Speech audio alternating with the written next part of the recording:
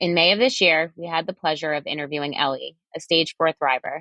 After the launch of season 2, we tried to contact Elly, but our emails and Facebook messages went unanswered.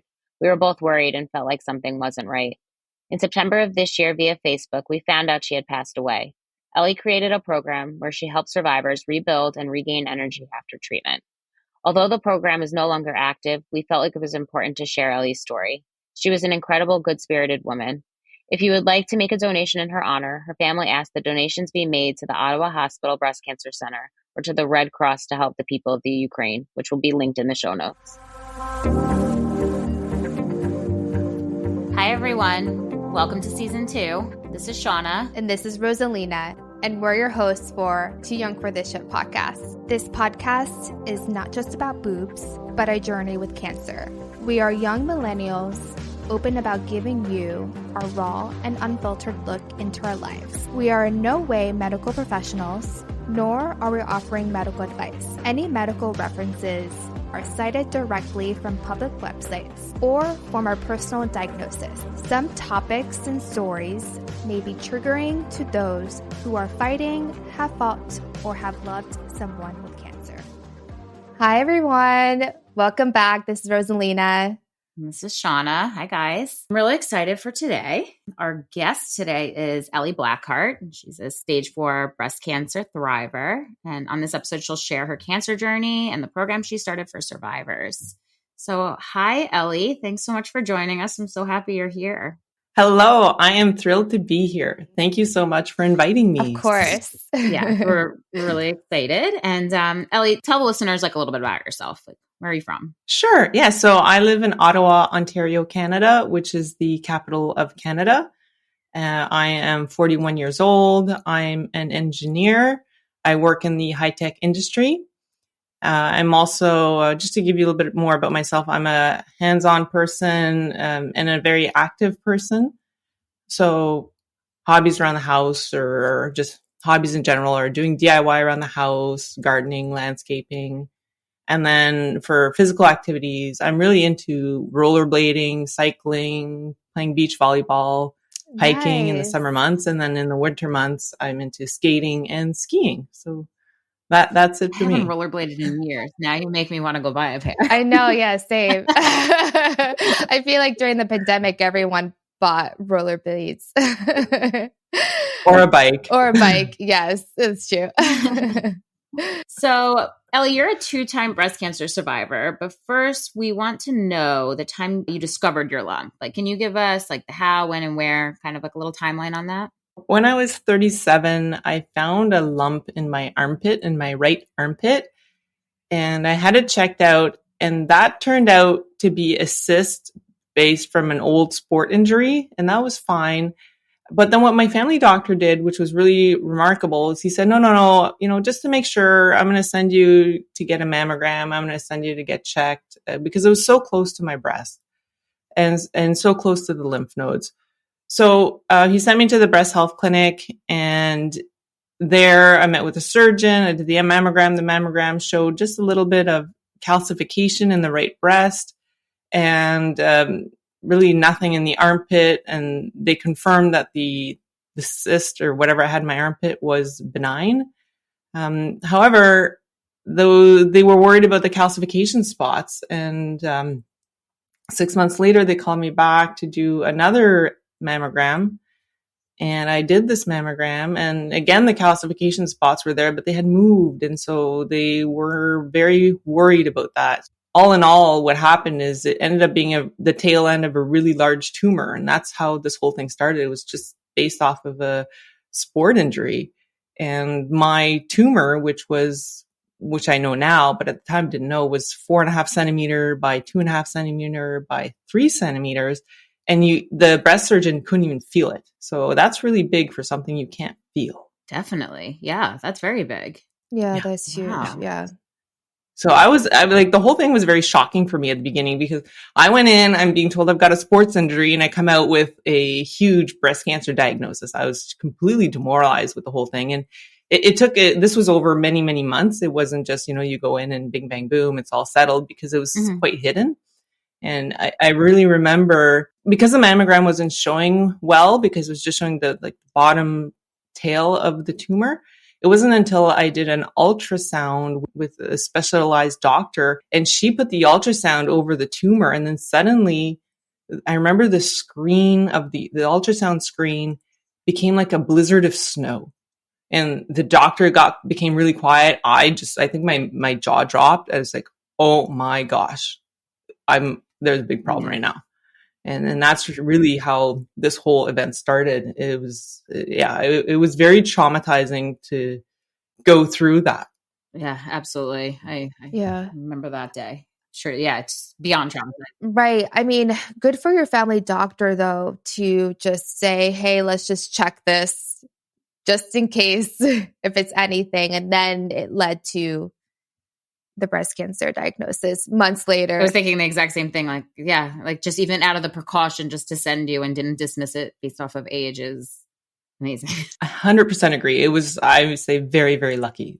There is no reason for him to have done that other than just wanting to be extra safe. Definitely. Since finding out you were diagnosed with breast cancer, can you tell us like the type of breast cancer you had and your surgery and what the treatment plan was for it? So I am hormone positive, meaning ER positive and PR positive. At first, the doctors thought they were catching it at an early stage because my cancer, like I just spoke, was kind of undetectable. But after my surgeries, it was revealed that it was actually stage 3B, which is quite advanced. And so we really caught it late, to be honest with you. And this is at the age of 38. So it was quite advanced for my age. What type of surgery did you have? So I had a lumpectomy with a sentinel node dissection at first. Mm-hmm. And when the biopsy came back for my sentinel node and for the cancer tumor bed, they realized that my cancer was a lot more than they had anticipated. All the nodes were filled with cancer. So they rushed me back for a second surgery for a right axilla node dissection. And those all came back. 9 nodes out of 9 came back, all full of cancer. And the scary bit is that before both those surgeries, I had an MRI, and the MRI didn't reveal any cancer. The MRI actually showed that I was clean and I had no cancer.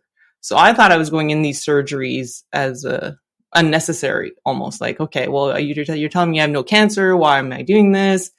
And turns out that all my lymph nodes had cancer, and we're talking 1 centimeter size tumors, and the MRI didn't pick it up. So I went from another huge shock. Actually, before surgery, I did 3 rounds of FEC chemo, the FEC chemo. And I thought that had cleared everything because we had done the MRI and everything was clean. And then to be told, no, you're still full of cancer. You got to go back to chemo was hugely traumatizing. And then I was sent back. I was supposed to do 3 rounds of docetaxel chemo after the surgeries, but I was only able to complete 2 rounds because my neuropathy became too bad. And then after that, they sent me to radiation, and I did 25 rounds of radiation. It was planned to do 30, but they stopped after 25 because of the location of my cancer. The doctors determined that there would be more damage to my body if they continued. So I stopped after 25 rounds. I had a similar situation with my MRI telling me, lymph nodes weren't affected. And, I went in thinking, oh, like, good, great. Like, thank God. And then came out and was told I had to have a second surgery. And that was almost worse than being told I had breast cancer. It was like like a disappointment like I've never felt before. And I was pissed. And I don't know if you felt the same, but it like very caught off guard by that. Absolutely. It's hugely caught off guard. You go into the mode of I'm recovering. I've beat it. You're into a different mindset, and you're brought back to a hugely traumatizing knowledge of you're actually not okay. You're really not okay. My family doctor said it the best. He said it to me. It's the same as if your finish line keeps moving farther and farther away from you. So every time you think you're reaching the finish line, you're actually not there, and it's way over there, and it's very demoralizing mentally. And the more mentally drained you are, the worse it is or the harder it is for your body to recover. That phrase that he just said to you, it's so accurate. So accurate. Like, I feel that a lot of women out there who have been diagnosed with breast cancer can totally relate, because I would say I felt that way too. Kind of like love that term. And even though it's like not obviously something like you want to experience, but to have like a name for that, like have, kind of that visual depiction of like, yeah, that it is like almost like demoralizing in a way. Yeah, I agree 100%. You just spoke obviously about being caught off guard by that. And then obviously having to go back and, do more chemo after you thought you were finished. Like what was the lowest point of your cancer diagnosis? I think there were a few. The journey's been long. So I'm going to say the two that I've already spoken about was the one where I saw the blizzard of snow on, like what looked like a blizzard of snow on the ultrasound screen. That was hugely demoralizing. That was really putting reality in my face. Like, no, you've got a really big problem right now. The second one was being told you're, within weeks, you're cancer free to no, actually stage 3B. Like that's hugely demoralizing. And then the third one that I would say would be when my cancer came back. That was also a really bad blow. So those three things have been really difficult to manage. So, you had said, your cancer did end up coming back. How long between your 25 rounds of radiation to like, how long was it between that and finding out that your cancer had returned? It was just over a year. I'm going to say 13 or 14 months. And how did you discover that it did return? I had a swollen lymph node under my left armpit, which was the other side this time. And after going through everything I'd gone through on the right side, I just knew right away it was a lymph node and it was swollen. And I didn't know anything more other than to report it to my medical team. Did you I know that this is back, or were you really optimistic that this, I don't know, I feel like some of us know our bodies. No, I'm laughing because I get you. We know our bodies. Like I knew right away it was swollen lymph nodes, but I was praying so hard that it wasn't cancer. It was just, I was really trying to be optimistic. No, it's just whatever. It's just a swollen lymph node. Whatever. It's fine. It's fine. And, but I also at the same time being very realistic said to myself, I've got to get this checked out. It's better to know than not know and, have cancer come back and not be in control or not have meds or anything like that. Because at that time I was off all medication. Right. Yeah. And so if cancer was coming back, then I needed a game plan. So the realistic side of me is like, get your game plan going, know what's going on. And then the optimistic side was, no, everything's fine. You talked about that you weren't taking any medication after radiation. Was that because your doctor didn't want you on any meds? You chose not to? Yeah. So after the radiation, I was put on tamoxifen and they wanted me to continue Zoladex. Yeah. Unfortunately for me, after all the, I'm going to say trauma that had happened throughout that year, I was completely demoralized. I was mentally broken, emotionally broken. I was crying all the time. I just had no quality of life. Yeah. And there was a decision to start taking me off of these because all that was happening was I was in bed crying every single day and there was no quality of life. So after a few months, there was a decision to take me off because I wasn't a functioning human being. Shauna, that sounds so similar to you. I feel you. Yeah. I'm listening to this and I'm like, post-cancer has not been easy for me and just crying all the time and just feeling like there is no quality of life. And what did I do this for? I mean, I understand completely. Like it breaks my heart to other people have experienced this that are going feel this after too. I get emotional thinking about it, Yeah, it's extremely tough.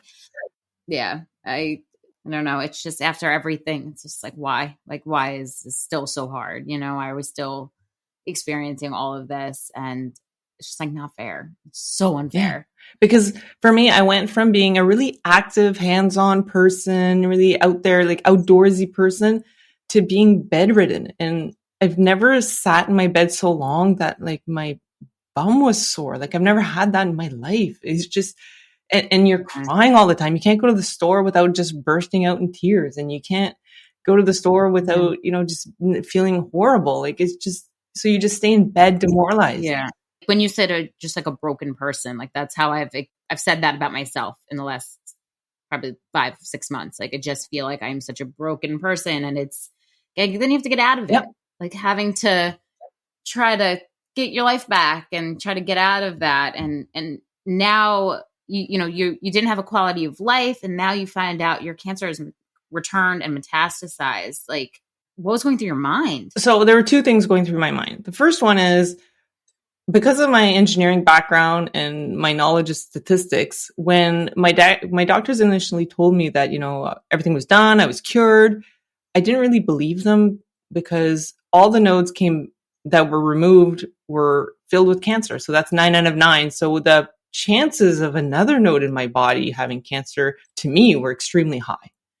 I didn't, from a realistic point of view, I didn't believe the doctors, because mathematically it didn't make sense. From an optimistic point of view, I said, okay, they tell me I'm clean. I'm going to live my life like I have no cancer. I'm not going to let cancer define me. So when the cancer came back, it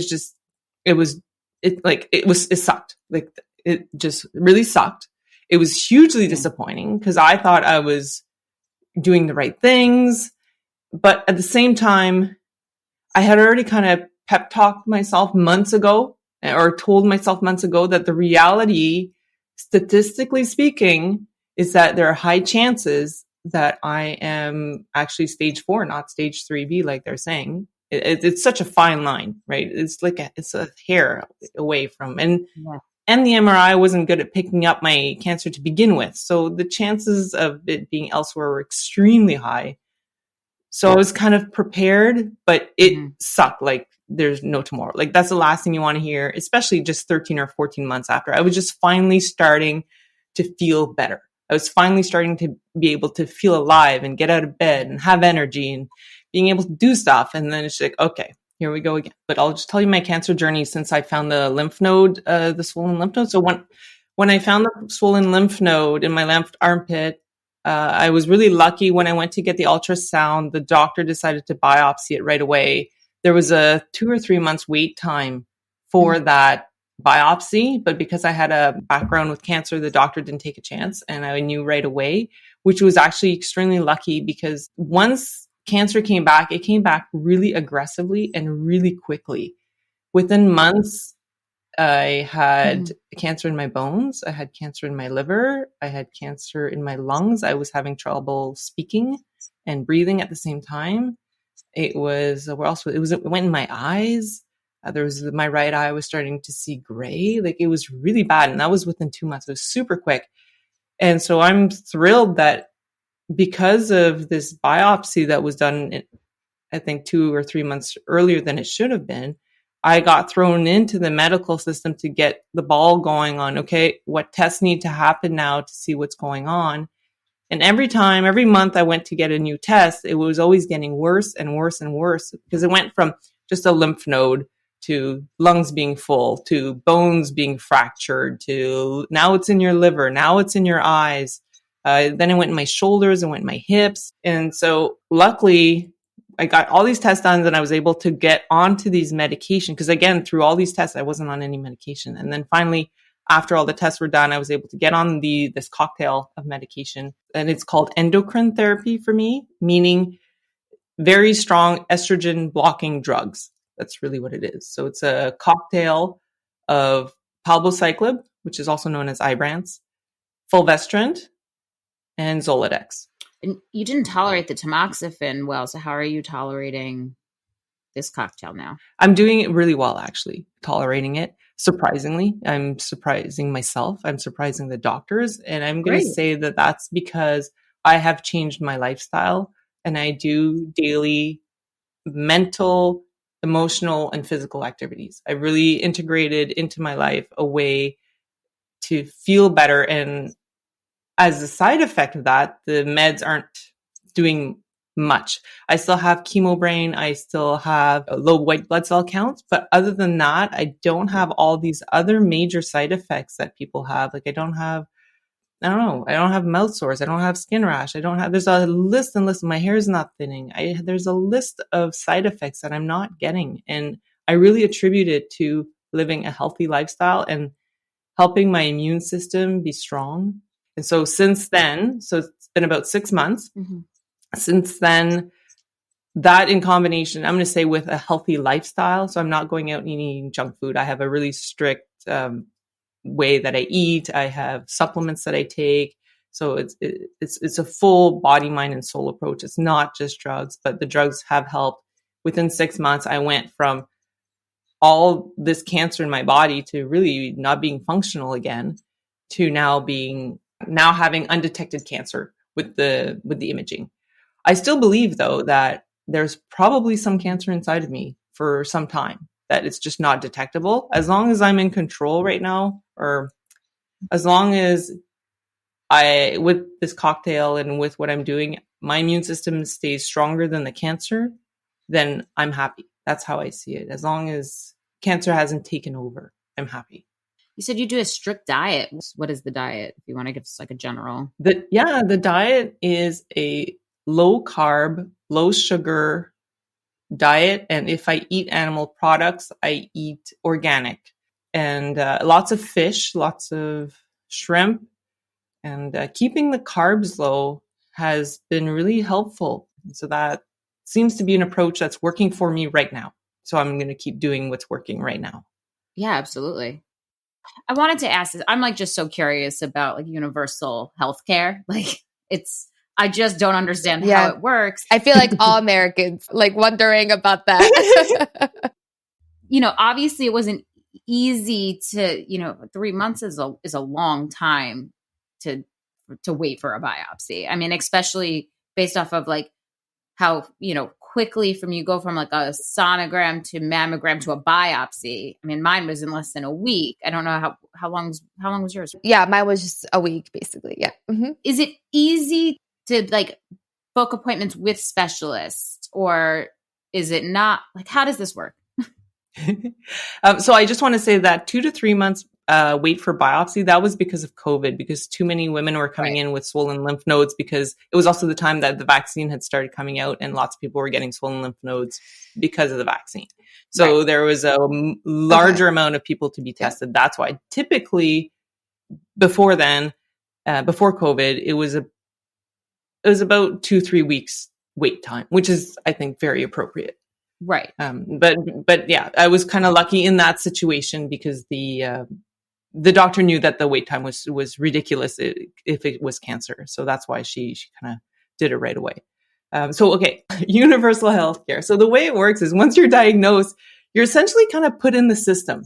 It's not that you have to go out and book appointments. It's not that you get to pick a physician, pick a specialist. You get put in the system and you get called instead. You get told where to go, when to go, who you're seeing. It's a very well organized system from, I'm going to say, a cancer point of view. I was very impressed by it, to be honest with you. I always hear about lots of wait times and everything like that. I did not wait with cancer. I think if you're in a life or death situations, the hospitals here in Canada work extremely well. If you are in a situation where you just kind of hurt yourself, then yes, there are lots of delays. But if you're in a life or death situation, I had no wait really. Within a week, I had an appointment to get imaging. Within another week, I had an appointment with my specialist, and the system, basically it's all online and it tells you where to go, when to go, who you're seeing. It's really simple. The only flip side to that is it's very regimented because of the process. So if I want to go see my specialist another time, I can't. You have designated times to see the specialist. You can see, like for chemo, for example, my oncologist, I can only see him every second chemo. I couldn't see him after every chemo. That's because those are the rules. And the government's paying, so they get to set the rules. Wow. Interesting. And do you have to see like a primary care physician to be able to see specialists? Like, do you need referrals? Or you just say like, I want to see like a gastroenterologist, or I want to see this doctor. Like, you could just book it. You need a referral. You need to go to your family doctor first, and then the family doctor will refer. But you can request for some stuff. For some procedures, you can request to your family doctor, I'd like to see this specialist. You can do that. Once for the, I'm going to say for the cancer setup, or the cancer clinics, there is no picking specialist. You just put in the system and whoever can take you takes you. Okay. Got it. Yeah. I mean, that's like similar to, I mean, the having to need a referral, that's like similar to America. I mean, based off of your insurance, like, you know, some insurance, you do need referrals to go see specialists. Like I don't have that in my insurance. So like if I, you know, I'm having stomach issues, I can just book an appointment with like my with a gastro doctor. Like I don't need that referral, but some health insurance, I don't know if Rosalina's is, but you need that referral in order to see certain specialists. So that's like similar. Now, I know you said with, you know, with COVID, obviously it backed up a lot of stuff. Like, did it back up all doctor's appointments? In New York, we got hit so hard by COVID. Like it was terrible. Like, people weren't leaving their homes. And I think people are still scared and like are now finally just feeling comfortable to like go see their doctors and get like, you know, their yearly colonoscopy and things like that. And so between that and then the lack of like workers now in hospitals, like a lot of people, COVID, especially in New York, made people like leave their jobs. Like, did you find it's even harder now? Like everything's backed up even more? So I've heard that our system is backed up because of COVID. For the cancer center, I mean, I've not really seen any issues. The nurses are still there. The doctors are still there. From the cancer center point of view, it's not really, COVID has not really affected the system. For other systems, yes, COVID has definitely affected it. The only like imaging and like procedures and things like that, probably, right? Yeah, the only thing that's really been affected for me is my reconstruction surgery. I've now been waiting 2 years, and the reason for that is because during COVID, during high peaks of COVID in our province, the province shut down all non-essential medical needs. So plastic surgery was not considered an essential service, and it was shut down. So the doctors could not operate even if they wanted to. They were not allowed. Are you comfortable talking about what type of reconstruction that you are planning in the future? The reconstruction I'm planning on getting is fat grafting in addition with implants. Yeah, and I'm going to be going with over the muscle instead of under the muscle. Unfortunately, that's a 2-operation approach versus a 1-operation approach because you can't do the fat graft and put the implant over the muscle at the same time because there's too much risk of damaging the implant with the fat grafting. Oh, I didn't know that. Yeah. However, I've picked that just because I am a very active person. I use my arms a lot. I'm always, especially with the gardening, I'm always lifting heavy stuff and I need my muscles to be physiologically in the right place. Not over an implant. I want the implant to be over the muscle. Yeah, I felt the same way too. I didn't, because I'm super active as well. I didn't want the implant to be under the muscle because I just hear like weird things happening where it's just like, it like goes to the side when like you're lifting or, you know, doing yoga. It kind of like freaks me out just like hearing about that. No, but. I wish I don't have the option because of the amount of skin I have. Yeah. So unfortunately I have to go under, but I have to make do. But yeah, I wish I was able to have that choice and make that choice. So I've only been educating myself about under the muscle implants and what that means and things like that. But I wish I had the option to pick. I agree with you. And I want to say for all the women out there that educate yourself on this because my doctor didn't give me the option at first. He just went right away to we're putting it under the muscle, this and that and this and that. And then it's actually because of COVID, there's been such a delay. I've actually had time to research. I'm like, oh, wait a second, what's this over the muscle? And then I ended up talking to my doctor about it. He's like, oh yeah, you can do that. I'm like, why wasn't this offered? Yeah. This is a better solution for me and it wasn't offered. Yeah, exactly. Like my plastic surgeon said, oh, I recommend under the muscle. I'm like, I kind of want to do over the muscle. I want to do that choice, not under the muscle. So yeah, I agree with you, Elly. Like she didn't even tell me about over the muscle. I'm not sure why they do that, but that could be another conversation. Is there a timeline for when they'll be able to start doing those procedures again? No timeline. They are so backlogged, they cannot give me a timeline. they're still not doing them, or they've started, there's just now such a backlog? They've started, there's just so much of a backlog that they can't. Yeah. Exactly. So they started about 2 months ago. At the same time, they're also ramping up doing these, right? So nobody was in these operating rooms for this. So they have to set things back up. And anyways, it's just taking a long time and getting the staff to come back. And so I have a question about second opinion. Were you able to have that option to see another surgeon if you're not happy with the current one that you have, or like your oncologist? Yes, we have that option here. Okay. And typically, again, it's through referrals to get a second opinion. And I have a friend who wasn't happy with her oncologist here, and she asked for another oncologist, and she was able to get another oncologist. So they're very open to basically giving you the care that you need and the best care that you need. So from that point of view, I'm very impressed with the healthcare I've received here in Ottawa. Do they also have like a program for cancer patients of like, you can like see a therapist, a program like with support groups? I'm just curious if Canada gives you that option. Yes. So depending on what it is, so cancer, yes, they will provide a social worker that you can go see if you request it and if you sign up for it. And it depends. Some programs outside of cancer will have a social worker, some don't. It really depends on the program and what the government's decided has this available or not. If not, I have insurance through work and I can get it through my regular insurance. It's still nice that, or they give you that option in Canada. Absolutely. Absolutely. It's wonderful. Not having to deal with insurance is wonderful. Like just being able to go and it's free and you don't need to sign here, sign there, send paperwork. There's none of that. You just show up, and it's really wonderful because you're at the time where you're at your lowest, your brain's not functioning well. You're in a state of trauma. That's why you're going. And so you're not thinking clearly. So not having to have all this extra stuff to do with insurance is really wonderful, actually. It must be so nice too to not have to basing your care off what you can afford.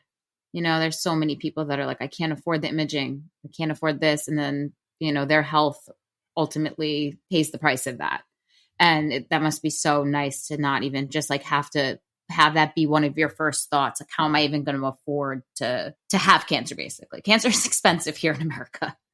Oh, yeah. And chemo is super expensive. I know that I think every chemo here was valued at $10,000, and I just get to walk in. I wave my little health card and I get to walk in, sit down, and, I just have to repeat my date of birth and my name, and they put it in the system and I'm done. Like it's wonderful. From that point of view, I find myself extremely lucky to not have all those extra bills to think of. I don't have this financial burden over my head of can I afford, can I not afford? I just go to the hospital and it's all taken care of me and the system's taking care of me. It's very wonderful. It's regimented though, and it's got its flip side, but I'm going to say it's more wonderful than bad.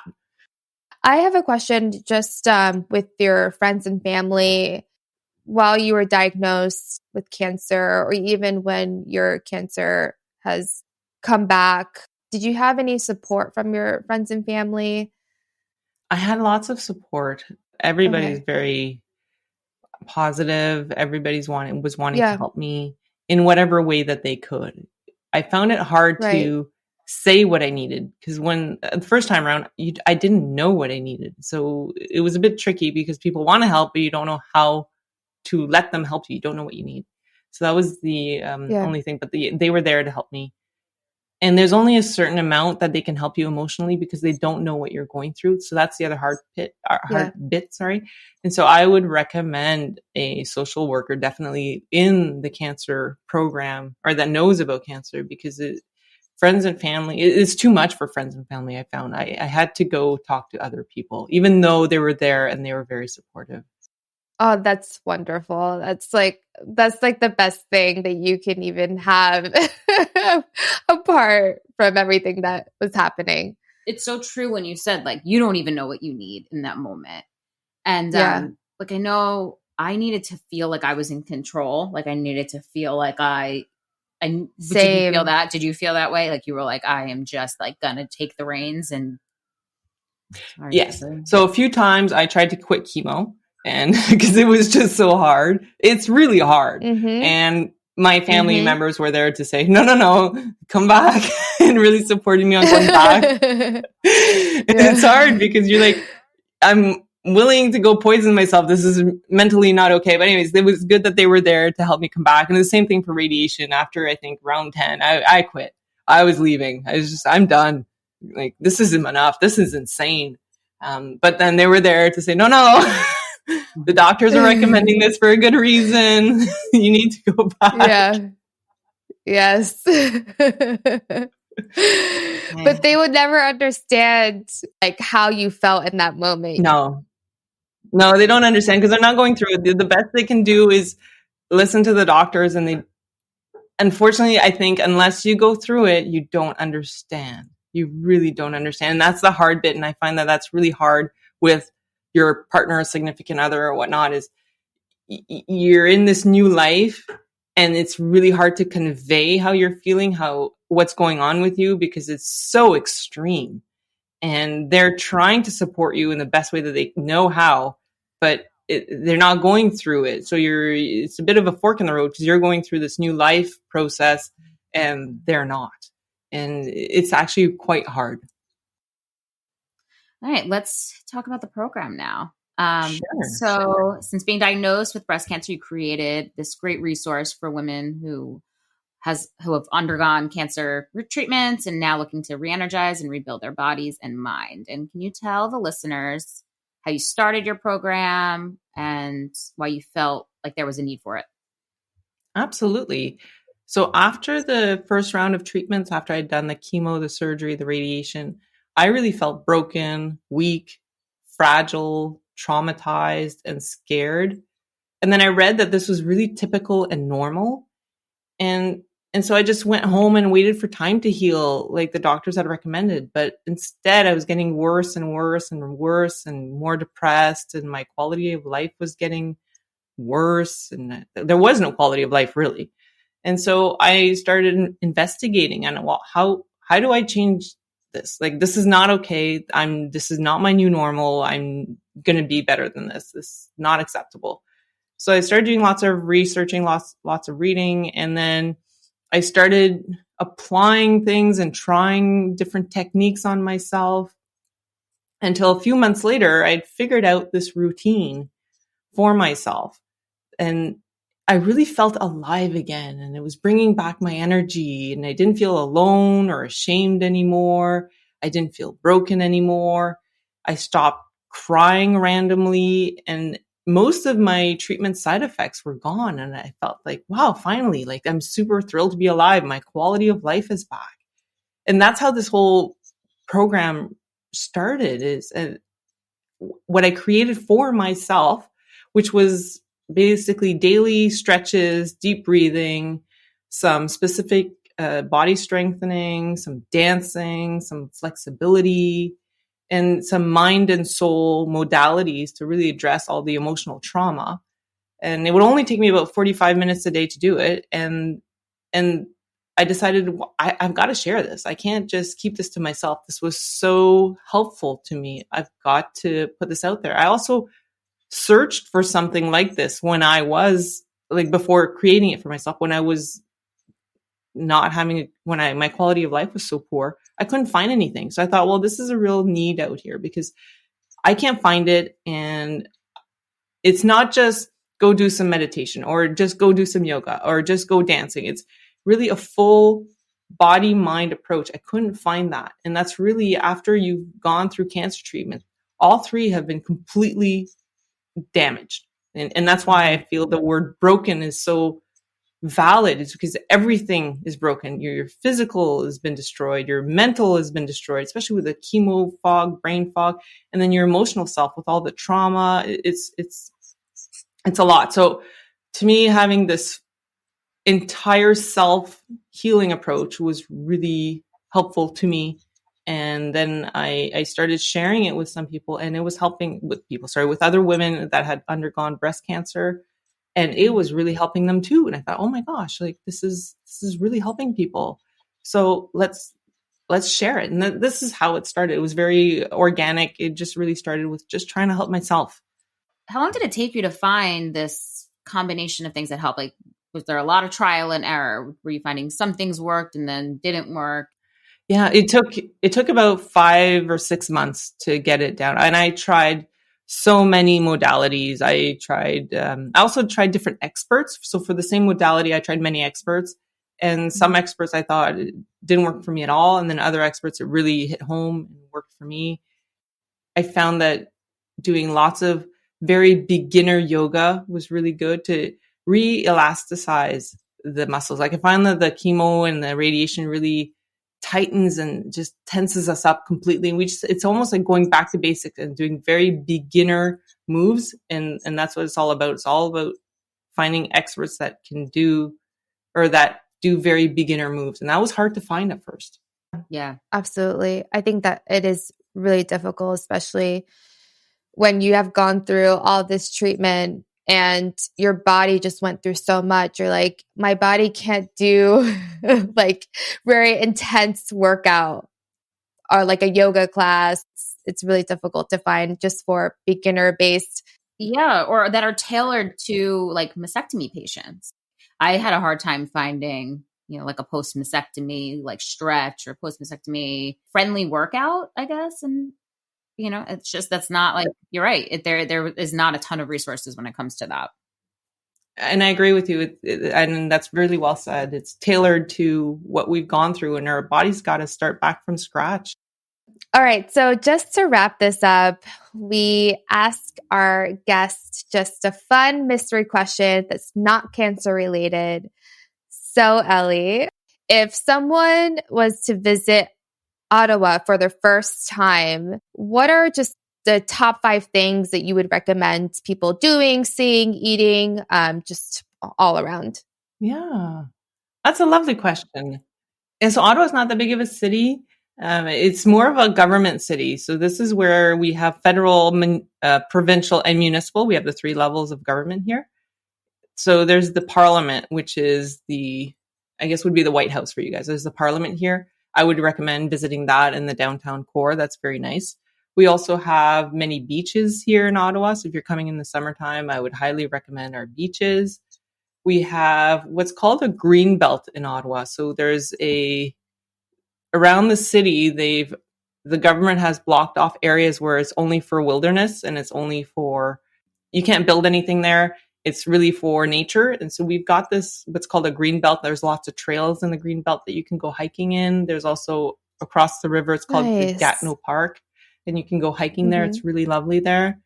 Summertime's a good time to come for festivals and that kind of stuff. If you want to come in the wintertime, we have a canal so that they lower the water and they allow it to freeze, and it's the longest skating rink in the world. So you can go skating there and it's really wonderful. Well, thank you so much for coming on. And we can't thank you enough for coming on and doing this with us. Well, thank you for doing what you do. And please keep doing what you're doing. We need more of what you're doing. It's amazing. And thank you so much. Thank you all for listening and supporting our podcast. Sharing our stories with you has been incredibly healing for both of us, and we hope it helps other women in their journeys through breast cancer. Ladies, if you enjoyed this episode, please share it with your friends and fellow breasties. Help us reach more women by subscribing and rating us on Apple Podcasts, Spotify, and now on YouTube. You can follow us on Instagram at TYFTS Podcast and email us at tyftspodcast@gmail.com. We love hearing from you guys, so shoot us a message. We will link any resources from the episode in our show notes.